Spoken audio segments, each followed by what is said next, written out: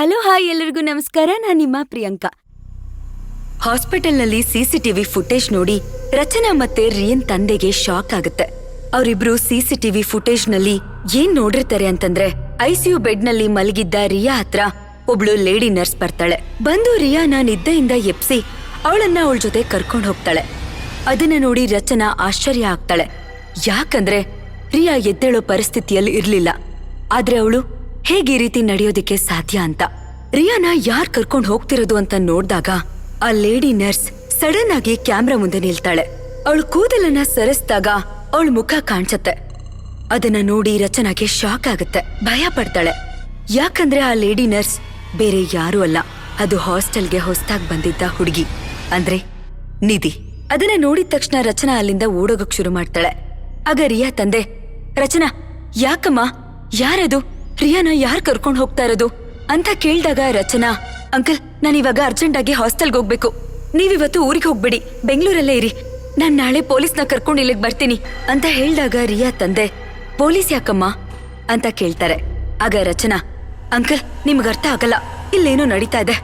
ಮೊದ್ಲು ಸ್ವಾತಿ, ಆಮೇಲೆ ರಿಯಾ, ಈಗ ನಿಧಿ, ಆಮೇಲೆ ಅಂತ ಹೇಳ್ತಿರ್ಬೇಕಾದ್ರೆ ರಿಯಾ ತಂದೆ ಸ್ವಾತಿ ಹತ್ರ, ರಚನಾ ಯಾರಮ್ಮ, ನಿಧಿ ಯಾರಮ್ಮ, ಏನ್ ಹೇಳ್ತಿದ್ಯಾ, ನಂಗೇನು ಅರ್ಥ ಆಗ್ತಿಲ್ಲ ಅಂತ ಹೇಳ್ತಾರೆ. ಆಗ ರಚನಾ, ಅಂಕಲ್ ನಿಮ್ಗೆ ಎಲ್ಲಾ ವಿಷಯನೂ ನಾನು ನಾಳೆ ಹೇಳ್ತೀನಿ ಅಂತ ಹೇಳಿ ಅಲ್ಲಿಂದ ಹೊರಟೋಗ್ತಾಳೆ. ನೆಕ್ಸ್ಟ್ ದಿನ ಬೆಳಗ್ಗೆ ರಚನಾ ನಿಧಿನ ಹುಡುಕ್ತಾ ರೂಮ್ ನಂಬರ್ 090 ಪಕ್ಕದಲ್ಲಿರೋ 091ಗೆ ಬರ್ತಾಳೆ. ನಿಧಿ ದಿನ ನಿತ್ಯದಂತೆ ಫೇಸ್ಬುಕ್ ಲೈವ್ ನಲ್ಲಿ ತನ್ನ ಫ್ರೆಂಡ್ಸ್ ಜೊತೆ ನಗ್ನಗ್ತಾ ಮಾತಾಡ್ತಾ ಇರ್ತಾಳೆ. ರಚನಾ ಡೋರ್ ಹೊರಗಡೆ ಇರೋದನ್ನ ನೋಡಿ, ಯಾಕೆ ಹೊರಗಡೆನೆ ನಿಂತುಬಿಟ್ಟೆ ರಚನಾ, ಒಳಗ್ ಬರಲ್ವಾ ಅಂತ ಕೇಳ್ತಾಳೆ. ಆಗ ರಚನಾ ಹೆದರ್ಕೊಂಡು ನಿಧಾನವಾಗಿ ಒಳಗಡೆ ಹೋಗ್ತಾಳೆ. ಆಗ ನಿಧಿ ಕಾಲೇಜ್ಗೆ ಹೋಗಕ್ಕೆ ರೆಡಿ ಆಗ್ತಿರ್ತಾಳೆ. ರಚನಾ ನಿಧಿನ ನೋಡ್ತಾ ಮೆಲ್ಲ ಧ್ವನಿಯಲ್ಲಿ, ನಿಧಿ ನೀನು ರಿಯಾ ಮಿಸ್ ಆಗಿದ್ದೀನಾ, ಎಲ್ಲಿದ್ದೆ? ಇದನ್ನ ಕೇಳಿದ್ ನಿಧಿ ತನ್ ಮಾಡ್ತಿದ್ ಕೆಲ್ಸನ ನಿಧಾನವಾಗಿ ಮಾಡ್ತಾ, ಯಾಕೆ ಹೀಗ್ ಕೇಳ್ತಿದ್ಯಾ ಅಂತಾಳೆ. ಆಗ ರಚನಾ ಹೇಳೋ ಬೇಡ್ವೋ ಅಂತ ಮೆಲ್ಲಗೆ, ಅದು ಹಾಸ್ಪಿಟ್ಲ್ಗೇನಾದ್ರೂ ಹೋಗಿದ್ಯಾ ಅಂತ ಕೇಳಿದ ತಕ್ಷಣ ನಿಧಿ ರೂಪ ಭಯಾನಾತ್ಮಕವಾಗಿ ಬದಲಾಗತ್ತೆ. ರಿಯಾ ಸ್ವಾತಿ ಬಗ್ಗೆ ಜಾಸ್ತಿ ಯೋಚನೆ ಮಾಡ್ಬೇಡ, ಇಲ್ಲ ಅಂದ್ರೆ ಅವ್ರಿಗಾಗಿದ್ ಪರಿಸ್ಥಿತಿನೇ ನಿನಗೂ ಬರುತ್ತೆ ಅಂತ ಹೇಳಿದ ಮರುಕ್ಷಣ ಮತ್ತೆ ಬದಲಾಗಿ ನಾರ್ಮಲ್ ಸ್ಥಿತಿಗೆ ಬಂದು, ರಚನಾ ಯಾಕೀಗ್ ನಿಂತಿದ್ಯಾ, ಬೇಗ ರೆಡಿ ಆಗು, ಕಾಲೇಜ್ಗೆ ಹೋಗ್ಬೇಕು, ಟೈಮ್ ಆಗ್ಲಿಲ್ವಾ ಅಂತ ನಿಧಿ ವಿಚಿತ್ರವಾಗಿ ತನ್ನ ರೂಪನ ಬದಲಾಯಿಸಿದ್ ನೋಡಿ ರಚನಾಗೆ ಶಾಕ್ ಆಗತ್ತೆ, ಜೊತೆಗೆ ಭಯ ಶುರುವಾಗತ್ತೆ. ಅದನ್ನ ನಿಧಿ ಮುಂದೆ ತೋರಿಸ್ಕೊಳ್ದೆ ನಿಧಾನವಾಗಿ ಹೊರಗಡೆ ಬರ್ತಾಳೆ. ಬಂದು ಡೋರ್ ಹತ್ರ ನಿಂತು ರೂಮ್ ನಂಬರ್ 090 ಕಡೆಗೆ ನೋಡ್ತಾ ತನ್ ಮನ್ಸಲ್ಲಿ, ಏನಿದೆ ಈ ರೂಮಲ್ಲಿ, ಇಷ್ಟೆಲ್ಲ ನಡೀತಾ ಇರೋದು ಈ ರೂಮಿಂದಾನೇನಾ, ಈ ಸತ್ಯನ ಹೇಗಾದ್ರೂ ಮಾಡಿ ಹೊರಗ್ ತರ್ಲೇಬೇಕು ಅಂತ ಮನ್ಸಲ್ಲೇ ಅನ್ಕೊಳ್ತಿರ್ಬೇಕಾದ್ರೆ ಹಿಂದೆಯಿಂದ ಒಬ್ಳು ಹುಡುಗಿ, ರಚನಾ ಅಂತಾಳೆ. ಗಾಬರಿಯಿಂದ ರಚನಾ ಹಿಂದೆ ತಿರುಗಿ ನೋಡ್ತಾಳೆ. ರಚನಾ ನಿನ್ನ ವಾರ್ಡನ್ ಕರೀತಿದ್ದಾರೆ, ಬೇಗ ಬಾ ಅಂತ ರಚನನ್ ಫ್ರೆಂಡು ಹೇಳ್ಬಿಟ್ಟು ಹೋಗ್ತಾಳೆ. ರಚನಾಗೆ ವಾರ್ಡನ್ ಹತ್ರ ಹೋಗೋದಕ್ಕೆ ಭಯ ಆಗತ್ತೆ, ಆದ್ರೂ ಕೂಡ ಧೈರ್ಯ ಮಾಡ್ಕೊಂಡು ವಾರ್ಡನ್ ಹತ್ರ ಹೋಗ್ತಾಳೆ. ವಾರ್ಡನ್ ನೋಡಿದ ತಕ್ಷಣ ರಚನನ್ಗೆ ಮಾತೇ ಬರಲ್ಲ. ಯಾಕೆ ಅಂತ ರಚನಾಗೆ ಗೊತ್ತಾಗಲ್ಲ. ವಾರ್ಡನ್ನ ನೋಡಿ ಹೆದರ್ಕೊಂಡು ಅವಳ ಹತ್ರ ಹೋಗ್ತಾಳೆ. ವಾರ್ಡನ್ ಕೋಪದಲ್ಲಿ, ನಿನಗೊಂದ್ಸಲ ಹೇಳಿದ್ರೆ ಅರ್ಥ ಆಗಲ್ವಾ, ಸಂಜೆ ಮೇಲೆ ಹಾಸ್ಟೆಲ್ ಹೊರಗಡೆ ಯಾರು ಬರೋ ಹಾಗಿಲ್ಲ. ಆಗ ರಚನಾ ನಿಧಾನ ಧ್ವನಿಯಲ್ಲಿ ಹೇಳ್ತಾಳೆ, ಅದು ರಿಯಾ ಅವ್ರಪ್ಪ ಅಂದ ತಕ್ಷಣ ವಾರ್ಡನ್ ಅವಳ ಮಾತನ್ನ ನಿಲ್ಸಿ, ಯಾವ್ ರಿಯಾನೂ ಇಲ್ಲ, ಅವ್ರ ಅಪ್ಪನೂ ಇಲ್ಲ, ರಿಯಾ ಯಾರ ಜೊತೆನೋ ಓಡ್ ಹೋಗಿದ್ದಾಳೆ, ಅವ್ರ ಅಪ್ಪನಿಗೂ ನಾವು ಇದನ್ನೇ ಹೇಳಿದೀವಿ, ನೀನ್ ಇದ್ರ ಬಗ್ಗೆ ಜಾಸ್ತಿ ಯೋಚನೆ ಮಾಡ್ಬೇಡ, ಸುಮ್ನೆ ಓದೋ ಕಡೆ ಗಮನ ಹರಿಸು ಅಂತ ಸ್ಟ್ರಿಕ್ಟ್ ಆಗಿ ವಾರ್ಡನ್ ರಚನನ್ಗೆ ವಾರ್ನಿಂಗ್ ಮಾಡಿ ಅಲ್ಲಿಂದ ಹೊಟ್ಟೋಗ್ತಾಳೆ. ರಚನಾ ಅದೇ ಗುಂಗಲ್ಲಿ ನಡ್ಕೊಂಡು ಮುಂದೆ ಹೋಗ್ತಿರುವಾಗ ಅವಳ ಮುಂದೆ ನಿಧಿ ಥಟ್ ಅಂತ ಬಂದು ನಿಲ್ತಾಳೆ. ರಚನಾ ಸಡನ್ ಆಗಿ ಹೆದರ್ಕೊಳ್ತಾಳೆ.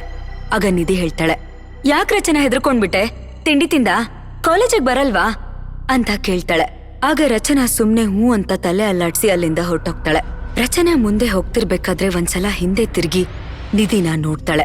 ಮನ್ಸಲ್ ಅನ್ಕೋತಾಳೆ, ಅವತ್ತು ಭಯ ಪಟ್ಕೊಂಡ್ ಬಂದಿದ್ ನಿಧಿ ಇವಳೇನಾ, ಇವತ್ ನನಗೆ ಭಯ ಪಡಿಸ್ತಿದ್ದಾಳಲ್ಲ ಅಂತ ಅನ್ಕೊಂಡು ಕಾಲೇಜ್ಗೆ ಹೋಗಕ್ಕೆ ರೆಡಿ ಆಗ್ತಾಳೆ. ರೆಡಿ ಆಗಿ ಹಾಸ್ಟೆಲ್ ಹೊರಗಡೆ ಬರ್ತಾಳೆ. ಆಚೆ ಬಂದ ತಕ್ಷಣ ನೆನ್ನೆ ರಾತ್ರಿ ರಿಯಾ ತಂದೆಗೆ ಪೊಲೀಸ್ನ ಕರ್ಕೊಂಡ್ ಬರ್ತೀನಿ ಅಂತ ಹೇಳಿದ್ದನ್ನ ನೆನಪಿಸ್ಕೊತಾಳೆ. ತಕ್ಷಣ ಪೊಲೀಸ್ ಸ್ಟೇಷನ್ ಕಡೆಗೆ ಓಡ್ ಹೋಗ್ತಾಳೆ. ಪೊಲೀಸ್ ಅವ್ರ ಹತ್ರ ಹೋಗಿ ಹಾಸ್ಟೆಲ್ ಅಲ್ಲಿ ನಡೆದ ಎಲ್ಲಾ ವಿಷಯಗಳನ್ನು ಕೂಡ ಹೇಳ್ತಾಳೆ. ಅದನ್ ಕೇಳಿಸ್ಕೊಂಡ ಪೊಲೀಸ್, ನೋಡಮ್ಮ, ಓದಿ ಓದಿ ನಿನಗೆ ಹುಚ್ಚಿಡ್ದಿದೆ ಅಂತ ಅನ್ಸತ್ತೆ, ಸ್ವಲ್ಪ ಆರಾಮಾಗಿ ಓದ್ಕೊಂಡು ನೆಮ್ಮದಿಯಾಗಿರು ಅಂತ ಹೇಳ್ದಾಗ ರಚನಾ, ಸರ್ ಇಲ್ಲ ಸರ್, ನಾನ್ ಹೇಳೋದನ್ನ ನಂಬಿ, ನಾನ್ ಹೇಳ್ತಿರೋದೆಲ್ಲ ನಿಜ ಅಂತ ಹೇಳ್ತಾಳೆ.